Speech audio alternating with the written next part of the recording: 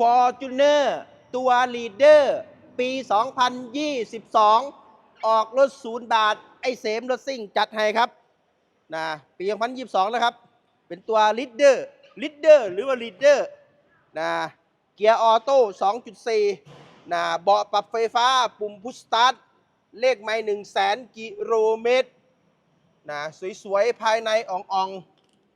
ๆนะกริบนะมาพร้อมสีขาวมุกพร้อมนะเป็นตัวลีดเดอร์ครับรถไม่ป้ายแดงเกือบ2 ล้านเมื่อนี้เอาไปเพียงแค่1 ล้าน1แสน1,169,000ลดให้อีก